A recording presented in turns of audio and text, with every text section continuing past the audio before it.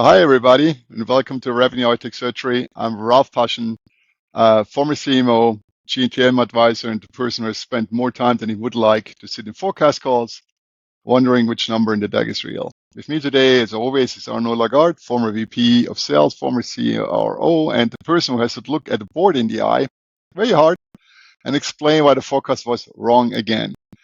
This podcast is not about celebrating wins. It's about pulling apart the decisions that looked right at the time and asking what was actually happening beneath the surface. Every episode, Arnaud and I take a real failure pattern we have seen inside B2B SaaS revenue teams and the kind that does not make it into the case study. Nobody talks about it. And we do the surgery. No spin, no polished retrospectives, just a diagnosis. Today's episode is about a failure pattern that lives at the intersection of pipeline management, forecast integrity, and leadership culture. The title is, we knew the deal was that we left it in the pipeline. We are going to talk about why this happens, even when every person in the room knows the truth, what it costs beyond the obvious missed revenue, and what a revenue organization that has actually solved this looks like. Let's get into it. Let's start with the psychology. A deal enters the pipeline with genuine potential. You get everything in place, something changes, the champion leaves, the budget gets cut, a competitor gets the nod early in the process, and the buy signal just disappeared. The rep knows it, the manager probably knows it, so why does it stay? Part of it is the forecast itself. In most revenue organizations, the pipeline is out to the number. If you remove a deal, you're not just acknowledging reality. You're publicly reducing the forecast. In the culture, where the forecast is the primary measure of CRO's credibility, and we have one in place, nobody wants to be the one who calls it. Okay? So, Arnaud, what's your take on this? Well, I think the first thing to realize is forecasting is not an easy task. You know, there's a lot of variables that affect, the health of a deal. You mentioned a few others, your champion leaving. Sometimes, you might have done all the qualification that you thought was, enough. And you're patting yourself on the back, and the sales team, we've done everything right. You're supposed to get that deal the day after. Your champion said yes, the CPO is there, the CIO will be there tomorrow, and it's all going to be a sweep, how do you say that?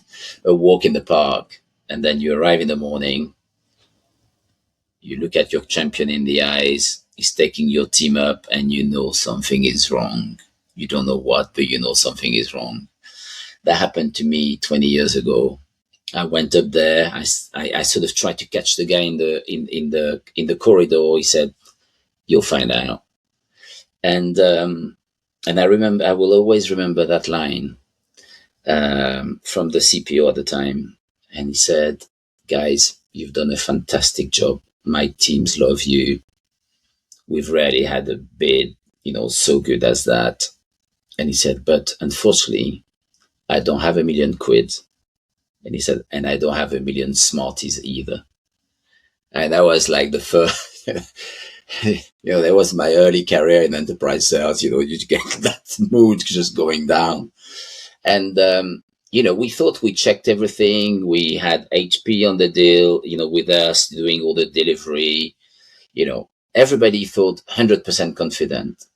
But what happened is there was a shift in the business of that sort of transport and logistic companies. They decided they needed to redo their e-commerce systems. They needed £1 million. They looked where was the £1 million ready to be done, the budget, where the budget was available, and they took our budget. They took our budget. The deal was lost for a year. It happened the year after, but it was lost for a year. And you can imagine this was one of the top deals of the quarter. So we had so much inspection over it that nobody would have thought this would ever happen. So forecasting is not easy. And then I think forecasting, is, there's a part of, qualifications where your qualification method should be the governing compass of forecasting. Okay. But people sometimes wants to hear good news. They don't want to hear bad news. I remember, I mean, maybe not exactly how you put it, but I remember saying to one of my boss once, I said, look, this was going well, but it's slowing down and we don't get the signals. Something is going wrong. And I said, I think this deal should not be where it is. And he said, do you have true evidence that it's not going to happen? I don't have true evidence that it's not going to happen. Let's leave it where it is then. And then what happens? Has it changed? Well, no, it's still the same thing. So you'll keep that deal that is sort of sneakingly towards the end of the quarter. And now you have, probably your boss was given the pressure of the board. And now you're going to be in a situations where you're going to say, it's not happening. But then now you have the situations where you told the people it was not going to happen. So it's a very difficult situation. Forecasting on these big deals take, analytical skill, courage, and strong leadership principles of honesty and trust. And I say to a lot of people, in business, bad news early is better than no news. But in reality, a lot of people don't want bad news. Even your customer that has been working with you for months might be in a situation where he thinks something is going wrong, but he doesn't want to get you worried because he doesn't want the inspection himself and he thinks things are going to resolve itself. And then at the end, you end up in situations where you have to, you have a moving reality that you didn't anticipate. So I think, when you look at forecasting, of course, there's good qualifications. And I think people don't spend enough time on qualification and gating and getting commitment for their customers. But it's also a culture and the leadership, principles that define how accurate your forecasting is led to be. Honestly, to be honest with you, it's not very well received by most people in a forecast situation. They're not. Any way you want to do it, from my perspective, is that if you leave the deal in and it eventually closes, you're being a hero, right? Maybe you know it better. But if you remove it and it closes somehow, you look like you gave up too early. You not did your job. That's the downside of calling correctly is invisible. So the downside of being wrong is very public. So people are not moving deals out of the pipeline not to look bad. Yeah. And there's several pieces to that. Because how does a rep look like when the pipeline is empty? It looks like it's not working. That's the truth. So people let deals in there, sit in there, forecast. Nobody questions. Sometimes nobody questions that a deal review comes up, pipeline review comes up. The rep has always a story. We sales. Sure, there's a story, always, right? And there's a meeting next week. We have a call next week. The champion's still engaged. They're doing everything on it. It's waiting for a security check. They're doing something like that. They're waiting on procurement. And nobody challenged it. Did you talk with one? And the most interesting question is, nobody asked for how many people did you involve in that deal? Not internally, externally, but a customer. How many of them are single-threaded? One contact. So that's one of my questions. First of all, to help the reps, that you go broader, because this guy can just move away, or the competitor had a great dinner with them, or whatever happens, you need to get much broader on the deal. If depends on the deal size, if you're talking about a 10K deal or 20, 30, maybe don't. Okay, don't do too much.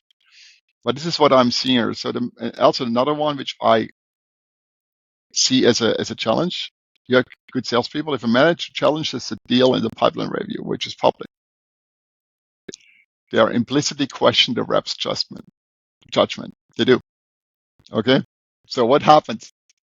We call it, and nobody understands it. It's not in sales. It's called sandbagging. I'm hiding. I'm hiding my stuff. I'm not telling you too early.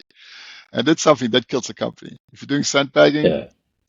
how do you do business, to be honest? If you don't have a clear forecast. Is the forecast always accurate? No, it's not.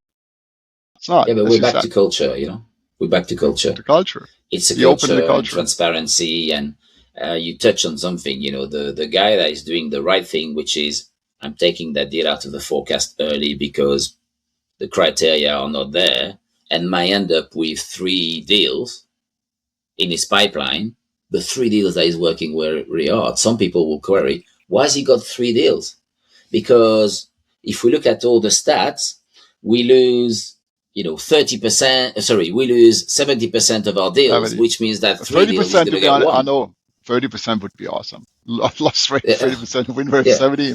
They're not here. But that's this, salespeople, and I think that's where also the management comes. Like salespeople have got different behavioral attitude. Some are over optimistic, some are over conservative. So the work of a sales manager, who's technically the accountable party for this, is Mm-hmm. sort of hard. Especially when you arrive, you don't know the people, and as you said, some people will say they sandbag, or maybe they're just overly cautious, and you can trust them. I don't know. It's and then some people are over optimistic, but they make a lot of noise, and everybody said, "Look, this guy's working so hard," and I think, yeah, but does he do the right thing, or does he just do noise? So it's a very difficult. Again, forecasting is not easy because you have so many people involved.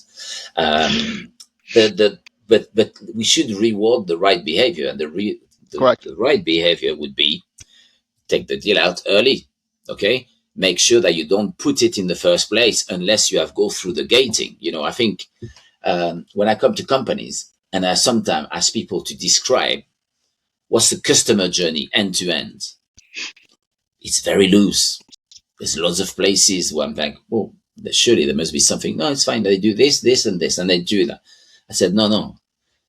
An enterprise sales process has got 50 steps, from infosec to due diligence to contract to this to this. So you need to map all of this, and you have to have commitment in all of these steps that needs to be materialized for you to move forward in the pipeline. So sometimes people feel like I'm a little bit annoying because I want every detail. Well, at first I want to know every details, and these details very well on your ICP. If you're out of your ICP, you're discovering a new sales process, so your accuracy is dropping. But on your ICP, you should know every step, every commitment. You should make sure your sales guys get all this commitment, and you're not moving until they tell you that he's got that commitment. And that will increase the forecast accuracy in your ICP. I think if it's outside of ICP, you should be very, very worried, and you should be very over careful on your forecasting with non-ICP deals. Correct. And I think there's some angles to that, what forecast accuracy means to the company, because everybody forecast accuracy is just for sales. No, it's not. It's impacting the company as well, from the go-to-market motion to marketing to everywhere. And people underestimate that. But the downside on this, what people think is now we do more aggressive pipeline reviews. That's what happens sometimes. The problem is you get often less visibility because of that. Now I'm not conscious to tell you anymore because you're being aggressive. So this is the kinds of experience of VP of sales. So don't make an unexperienced salesperson a VP of sales. He doesn't understand the mechanics of the psychology of a salesperson and not being in that shoes before. Yeah. So we both left being living in the world of aggressive pipeline reviews. Really, we did. Okay. And nobody handled us this way. Okay. So was it right? Honesty is being penalized in some of these situations. Honesty is being penalized, which is wrong, I want to give an example which I never shared with anyone. When I was in sales, I lost a deal. I lost the deal on the last stage. No joke. That was the biggest hit on my planet. It was a $9 million deal. Okay. Just last minute. The reason was not pricing. It was nothing like that. It was liability. I lost because of liability. because I was working for an American company. The competitor was American as well, but they found a partner to take over the liability, the partner in Germany to take over the liability for the company, which totally stood because the partner was not able to cover the liability, but this was kind of happened at the procurement level. We spent 9 months in there. I get in aggressive pipeline calls and reviews and everything. And I had one legal person who worked with me. Nobody else worked with me on this deal because they don't want to. So nobody supported me, but everybody blamed me on this deal. Okay, that is the kind of hard learning. You're being an enterprise, nobody supports, but everybody blames on you. Okay, I can tell you there's 50 steps we had, 100%. I ran at that time Miller Hyman, which is the blue sheet. If some older salespeople are in this podcast as well, you know these kind of big blue sheets on the wall. There are 5 people standing around. By the way, 2 people, the legal person and myself. That's all. Okay, so we did all the reviews. We did everything right. But it was lost. We get this information later on from the head of procurement. I can tell you who the company was. It was Vodafone. Okay. It was a very big one. And it was not a decision based on the product, not sales, not pricing. It was just a liability reason, which could not sign off. The blame was really bad from the CEO, which I worked at the kind of it was a company Novell, which was a big company. The CEO called me. Okay. Only one guy talked with me very nicely, and he was then a Google CEO afterwards, Eric Schmidt. He called me personally on this deal. Eric Schmidt was a Google CEO. He helped Google to become what he is. He called me for this deal. I explained it to him and said, yeah, that's a business decision. You can't do anything against that. But to be honest with you, being a young sales guy, right into the situation, everybody leaves you alone, but you get the blame game. And in the focused accuracy and aggressive pipeline reviews, what I learned, I send back now. Immediately. Because I'm hiding until I cannot hide anymore. Why are people also sandbagging? And you know the truth as well. I don't want to get my quota against my deals in the pipeline. but then it's a trust problem. You know that people are going to abuse the situation. That's the same way. Mm-hmm. Lands the same way. Trust. I see that, and sometimes, the life of a company move. So you got board, you got quarterly board, you got funding rounds, people that are watching on funding rounds, and you get your boss calling you, said, we're gonna get that funding, we need to close as soon as we can, everything, come on, close everything. And it just creates a lot of bad sort of behavior on trending as well, which makes your whole history of forecasting, history and accuracy and trend very difficult to analyze. I think, also every company has got their own life, but they also have got their own behavior and the deal. So for instance, I remember this company where one of the financial analysts was almost the most accurate. It was the most accurate because he found out that, in fact, in the quarter, we had 30% of in-quarter deal that would close. And it was like a trend. He never knew where it was coming. It was probably coming from bad salesmanship and therefore you don't talk to your customer, but your customer say, oh, by the way, I need some more consumptions. Maybe bad is another wrong term, but he knew that. So he could, at a global level, he could forecast the number of the company because he had enough scale to hide the peak and froth and the different, changes. But that only happened when you have, a sort of big mass of deals. It doesn't work if you have just 5 deals in your pipeline in a startup. I mean, I would think that companies I was told that company like Oracle knew exactly how much every of their sales guys would sell. They will have your bag of business, your book of business. They give a book of business of these people. They can see the trend, everything. So they can say any sort of average sales guys will sell this on that book of business. And that's how they were doing a lot of their forecasting. So I think, we haven't really talked about this, but there's usually not one forecast in an organization. Mm-hmm. there's the sales forecast, but the CFO's got his own view of the forecast, and then marketing things as well, that they have their view of the forecast. So everybody's got different views, and sometimes when you're bored, their companies are, well, I think you should be there, and without just with gut feel, and then you have all these discussions.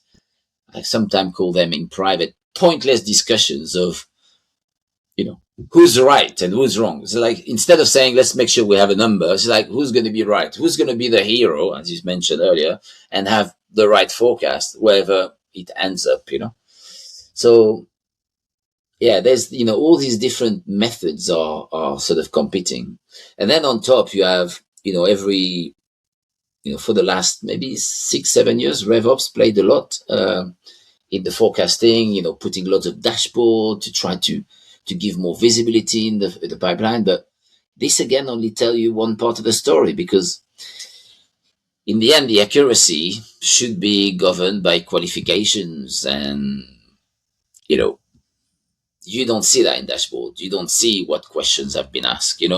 I've been in forecast call where I hear my sales manager saying to the sales exec, so will it close? Are you sure? Okay, we forecasted then. I mean, what sort of question? What sort of inspection is this?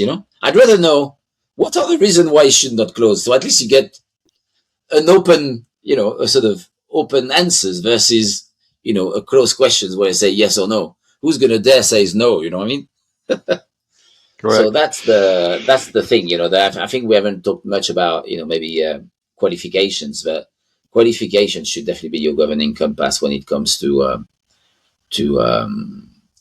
forecasting. And then I think you need to push also your sales team to find out what's happening outside that deals, because every people in a company is competing for budget, not just on your deal. So how important is that project? Who's going to sanction it? Who's going to say this project is more important than this one? So bugger off, I'm getting that money. We talk a lot about executive buyers, but who's the strongest? I mean, there should be only one for your project, but on other project, there will be other executive buyers, and they might even compete for the same funds. So have you ever looked at the portfolio management team to see what project they have and if there's enough budget for all of these, or in the end, there will be maybe an arbitrations? I've been bitten twice on this, so I sort of know to ask the question. Before I would not have asked the question, because I thought the project's been sanctioned. They said the project would happen. I either win or lose. But as you know, in business, the no decision is the most favorite decision by business companies. They decide to do nothing and stay with the status quo, despite whatever they told you before. This also plays very well back the difference between a European playbook and the American playbook, by the way. The American playbook, the EB has the budget under him or under her, whatever. The EB has the budget, can make a decision. The procurement, executing it. The European market, it's not that way. There are several people involved. They are fighting for the same budget. Procurement is a big saying in there. Yeah. So coming with a West playbook into the European market, hold them a gun under the head. Doesn't work. You need to shoot more people here. I'm sorry, don't do that, guys. So let me get back into the cost implications of having a deal sitting in the pipeline. Everybody knows it's not relevant. So first of all, the cost implication. The cost implication is not the money cost implication. It's the complication of, it's the miss of an opportunity. You commit to a number. The number does not arrive. So what's happened next? Board asks why. Or the CEO and the board asks why. That is painful, but it's recoverable, because the costs are not recoverable in what happens next. The first is credibility lost. You losing credibility and on top of the management. A forecast that is consistently wrong is not just a data problem. It's a leadership problem. It's signal to the board. And that's a problem. So you need to build what you said, a trustful relationship with sales to get clearly deals out of the pipeline as early as possible and really concentrate on the deals you can make and can give clear numbers. There's another one, it's resource allocation. It's another cost perspective. When the forecast is inflated by dead deals, what happens? The company makes hiring investment decisions against what a revenue number could be, instead of doing the right things and stop hiring or reduce hiring or optimize hiring, whatever you do. There's ways of doing it. But you overhire into a growth which doesn't exist. Okay? And that's a problem as well. The third problem I see here, and there's a fourth one, but I'll let this with you. The third problem, which is my specialist area, go to market. Okay? The damage is really deep. The reason for that is when a deal is that, it remains in the pipeline, it continues to consume resources. And the rep is still sending emails, still attending checking calls, still updating Salesforce, competitive intelligence. You never know why the deal was lost. Was a competition coming in, a budget priority shifted, a champion left? You get a recheck reason. It's called no engagement. What the heck do I do with go-to-market perspective with no engagement? Is the product wrong? Is the feature wrong? Was it wrong? What is it? Because they're not getting into this. So the learning is not there. From a go-to-market, that's a damage. You need to get the learning back. If you lose a deal, you know why. If you lose a deal and you want to let it in there because of several reasons, it's no learning from nobody. So that's also part of the qualification, by the way, I know. Okay? Yeah. But that requires accountability, and nobody likes to be accountable. There's one decision that technically is non-accountable, which is price. People always say, we lost because of price. It's nobody's fault. Our price was too high. They loved us. They loved the product. They loved this. But in the end, price was the problem. And, I say to my sales team, sometimes they don't like, I say, I don't believe in price decision, because if it's a price decision, then you should have found that before. Then we would have done something about it. But then what it does, and I do it very softly, because then it shifts the accountability on the salesperson, and they don't like it, and then and suddenly they might not trust you. So you've got to do it in a very soft way. It's like, okay, maybe I should have been here earlier, and we could have talked about the price, but because they sales team also need to learn from these sort of situations. So if you accept that price is the issues, then they'll always give you price or no decisions. That's usually the non-accountable decisions that people feel sort of okay with, not like I didn't qualify properly, I missed a step, they were not committed enough, I didn't test their commitment enough, or they told me this, but I didn't check that it was true. I didn't get a joint action plans to make sure that we were all working on the same deadline and with the same commitment, yes, that's what I hear a lot. It's the hard truth, yes. I think that I saw most CROs are comfortable with short pipelines, by the way. So it doesn't mean they believe in 20 deals with everybody has a story and something they really think these are the 6 deals we can close. And they're forecasting exactly that 6. And the 20 are sitting there and said, they have a story. I don't believe in them right now, but I believe in the 6. And it's the same feeling you give back to the account managers. The second thing, which I would give every CRO as a hint, treat closed loss as a data, not failure. This is data, not a failure. Why? Because do a structured debrief. Why? What stage did we lose it? That's a very important thing. What did we lose? We lose between M1 and M2, M2, M3, MPOC stage. We lose at a procurement stage. It's a learning. Procurement is a pricing thing. You're sitting too long on the 3-year deal size, this deal state, whatever. It could be anything, but you need to know which deal size you lost. And the most lost is always the discovery, the first stage. It's the biggest loss. If you lose after POC, maybe I put this back under the product problem. It's not really solving a problem, okay? But if you're not losing after POC, you're losing procurement, then you have to do something under terms and conditions. Maybe it's not pricing, maybe it's something else, right? I think that there is, you haven't also said that there's a lot of POC that should have never happened in the first place. Absolutely. You talked about resource. POCs are a lot of resource. And until you have your preliminary business case done and a commitment to purchase, you should not do a POC. You can do a demo, but you should not do a POC. Which goes back to what you said. In every stage, You have to have stage definitions in there, Mm. which are explicit and enforced. So Yeah. a POC doesn't mean we send after the POC immediately a proposal. It means the kind of buyer has confirmed budget. You found a portfolio manager agrees with that, and so on and so forth. There are lots of, like the 50 steps you mentioned there. Okay, to do it. If these It's are not confirmed, difficult. they're not in stage.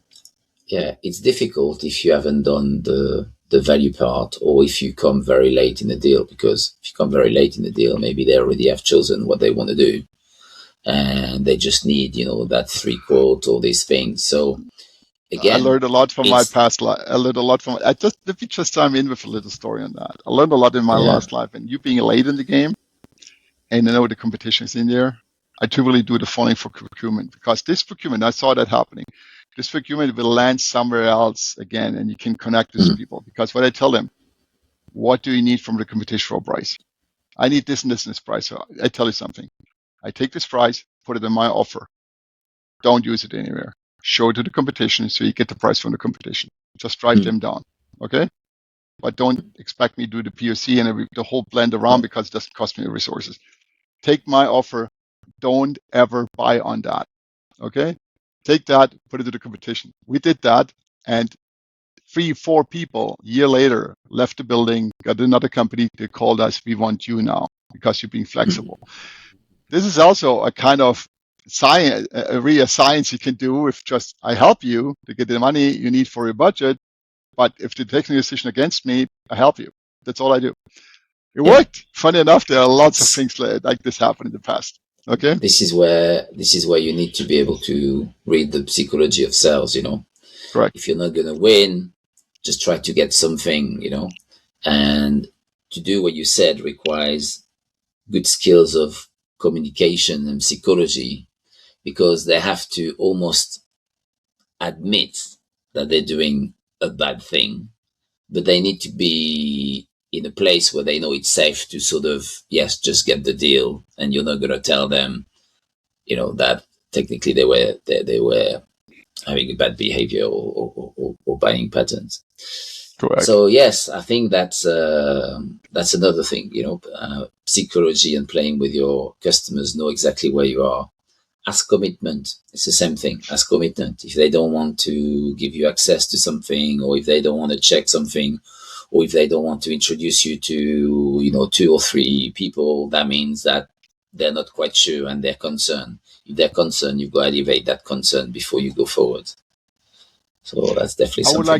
I would like, because you said a lot of things which are awesome, and I would like to highlight one. And then we come to the end of the session today already.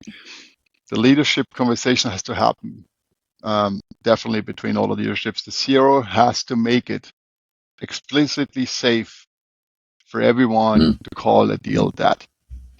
Not tolerating it, explicitly valued. To make sure the rep will close the deal out early because signal has gone, documents what they learned, focus on better qualified account, doing the right thing for the business. Should not be penalized, ignored. It's exactly what you want to value as a CRO, because that gives you the trust in the sales team, and nobody can blame on it. And that's not just a CRO problem, that's a problem in the full leadership. Everybody should believe and value this.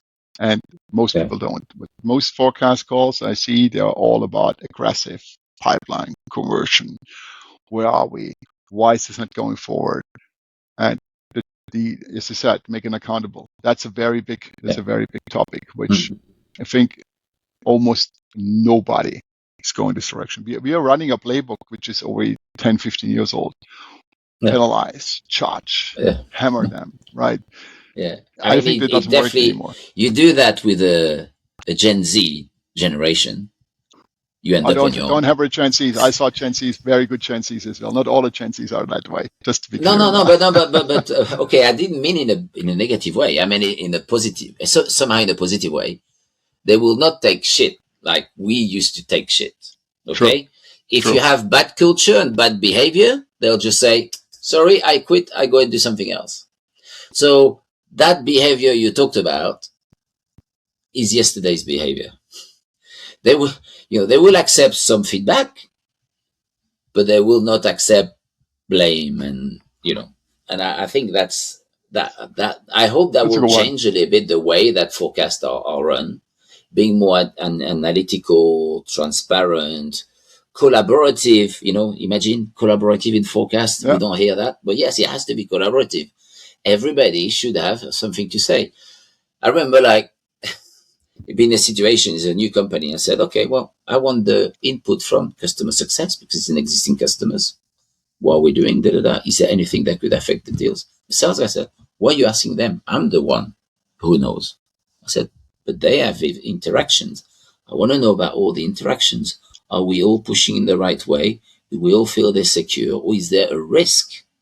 Nobody asks about risk. I would say what's the risk on these deals? What could go wrong?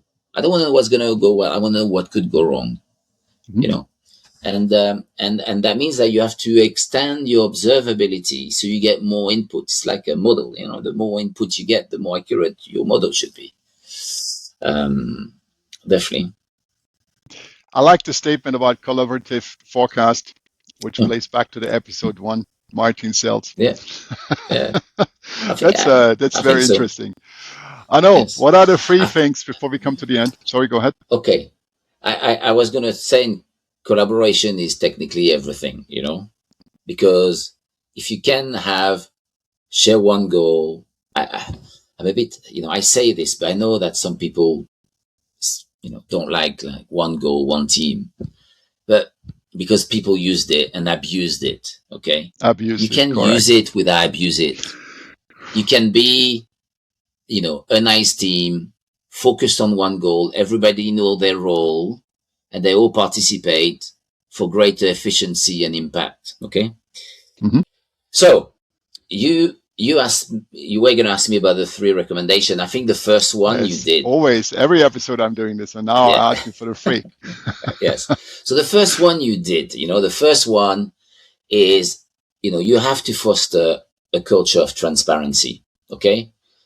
So you need to make sure that, there's transparency, honesty, and accuracy, and it doesn't happen by itself. So you have to reward the people that might tell you this deal will not happen early. Don't waste your resources. I know it's a bit counterintuitive. You say, oh, he's losing a deal, and then you say, well done. But you have to find an operating model that rewards transparency and accuracy. That definitely. And that has to go from the top. Yeah. You can't just do it on your own and your boss is not like this. It doesn't really work like that. As a sales manager, I would say you're the first person accountable for that forecasting of these deals.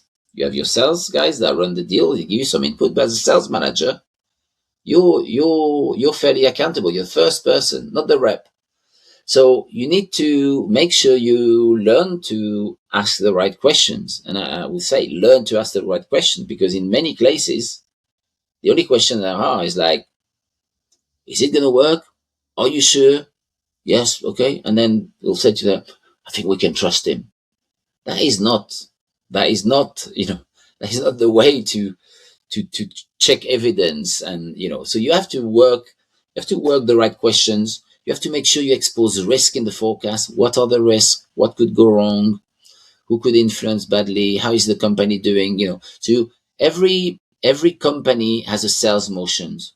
With every sales motion, there should be questions at every stage and gate and commitment that you ask in order to move. Okay. So when you do your sales motions, you have your sales motion, your step, you should have what assets, marketing assets do I use to give credibility? What are the questions I'm going to ask? What is the commitment that I do? And if I don't have that, that means I'm not ready to get to the next phase.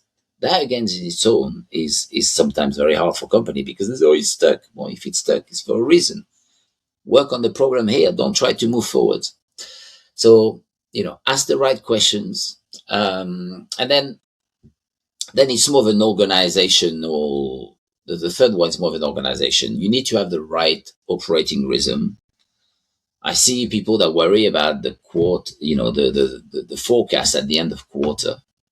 You need to have constant inspections. You don't need to run a full forecast every week, but you should have a touch point and make sure that touch point and is validated every week to see what slipped, what dates have changed, all these different signs that can tell you, whoops, maybe there's a deviation, so we need to work on it, or maybe it's a signal that something is not going how it's planned. And then get the full commitment. Once you've done your POCs, make sure you have your joint action plan with all the steps shared with the customers from contract point of view, all the different decision makers. So map all of this. And the earlier you map, the more commitment you get, usually the better chance you have to win that deal in time and at the right price. Great. So now we are ending the episode today. So if this episode has surfaced something you recognize in your own forecast culture, the place to start is a structured assessment of where the pipeline is coming from and why deals are dying when they do. Noah and I both run GTM assessments for B2B SaaS teams, going through exactly this inflection point. The assessment maps the motion, the qualification process, the forecast discipline. Just to add it here, also the progression in the stages, so you know what you're actually working with before you commit to a board number. If this conversation was useful, share it with the CRO or VP of Sales in your network who's currently staring at a pipeline that looks healthy on paper and wondering why the quarter feels uncertain. Thanks for listening to Revenue Architect Surgery. Real revenue leaders, real GTM fighters, no spin. Thank you for Arnaud. Thank you.